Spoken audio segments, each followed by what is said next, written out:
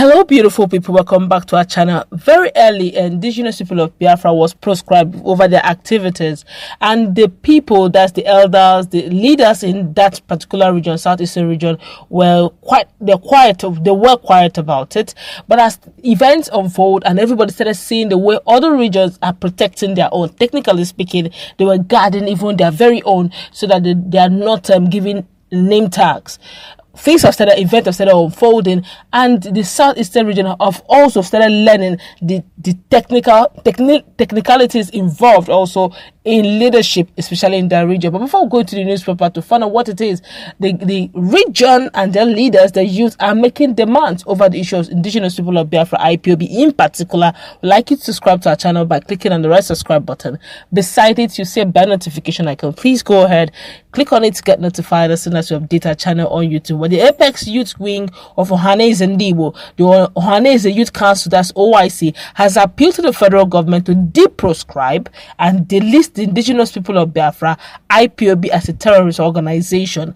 The national president of Ohaneze Youth Council, OIC, that's Comrade Igbo, made the call in Owerri, Imo State on Friday, the 14th May 2021, after the council emergency security meeting.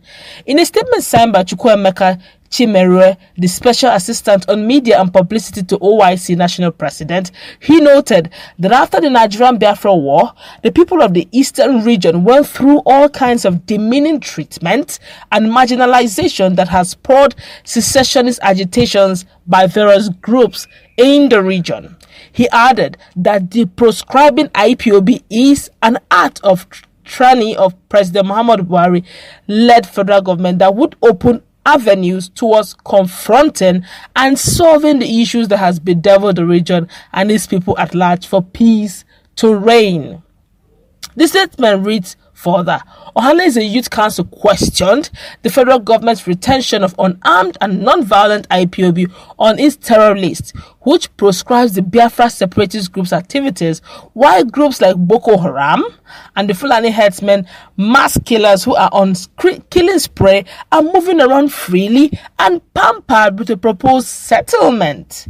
The council warned federal government that what happened between ESN and the Nigerian army, who launched attack against IPOB with armored tank at Obo on Thursday, 13th May 2021, will be the last such ugly victimization. Deliberate killing and declaration of war against Igbo will happen again. Ohaneze Youth Council described the emergency of ESN as a child necessity caused by the colossal leadership failure of President Muhammadu Buhari. Certain political profiteers come Aso Rock cabals that led Nigeria to the worst period of insecurity in the history of Nigeria. Ohaneze Youth Council warned the Aso Rock cabals and British government, the master of Fulani oligarchy, and that any further killing of pro-Biafrans and ESN may lead to a repeat of 1967 to 1970 event in Nigeria.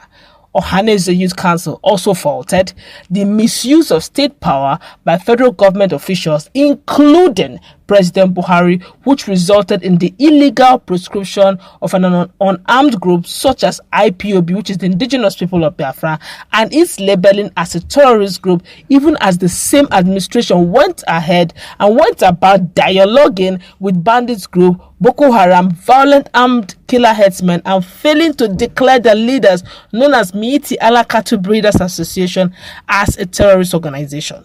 These are groups and associations that have done more terrible things in the country. IPOB is only agitating for Biafra, and they have done nothing more than agitation for self-governance. But on the contrary, they are being killed, and they are still being killed, with hundreds of them in many prisons in Nigeria. The federal government used double standards in the proscription of IPOB. What standard did they use to proscribe IPOB? They asked. They used another standard for Boko Haram, used another standard for Fulani herdsmen, and another standard for bandits. Citizens should be treated equally no matter the region where he is coming from. Ohaneze Youth Council believed that the deproscribing IPOB will also mark as a step to address their grievances. It will also motivate the members of the group who are also citizens of this country to see things differently and come towards the dialogue table to seek ways to tackle and settle burning issues that has led to the agitation and recent clash between Nigeria Army and ESN, that's Eastern Security Network. OIC noted that since 2015, President Muhammad Buhari took power, Nigeria has plunged into many secessionist groups where others are working secretly. It's obvious that sometime in 2019, Dr. Dogo Isuwa, the National Publicity Secretary of Middle Belt Leaders Forum, denied the position of National Elders Yahaya Kwande and his leader, Prof. Ango Abdullahi, who is the Northern Elders Forum president, declared their position as a mere daydreaming. They are not only daydreaming, they are suffering from illusion. Both men are still living in the past. And the earlier they face their reality, the better. The bitter truth, which Ango Abdullahi and Kwande may find difficult to swallow, is that the Middle Belt is no longer part of the North. Ohaneze Youth Council called for immediate release of Mr. Chimaroke Joshua Onwuka, retired superintendent of police, who hailed from Ohobo, Okulaga, Afaruku, Ibeku, Umuahia, who was arrested on Friday, the 7th of May 2021 by Intelligence Response Team, that's IRT, at his wine shop, Bende Road, Umuahia, and dumped at State Police Headquarters in Owerri. My God. Now, this is quite explosive, and it's actually coming from Ohaneze Igbo Youth Wing, OYC, Ibayaka, or Ibayaka. The youth are talking. I don't want to go through the internet, social media responses. It's huge. But one of the best ways, I must give it to these guys on one thing. One of the best ways to mend fences is to bring everybody on the table. Listen to them. Like he said, something very unique. And everybody keeps asking the same question. It's open, it's something that everybody sees every time. Boko Haram have been there for donkey years. As in, they've been there for like more than 10 years. We have seen their repercussions. We have seen the consequences. We have seen the mayhem they've committed. They've not even been proscribed. Fulani headsmen, it's another deal entirely. Even while in Nigeria, we are yet to prescribe them.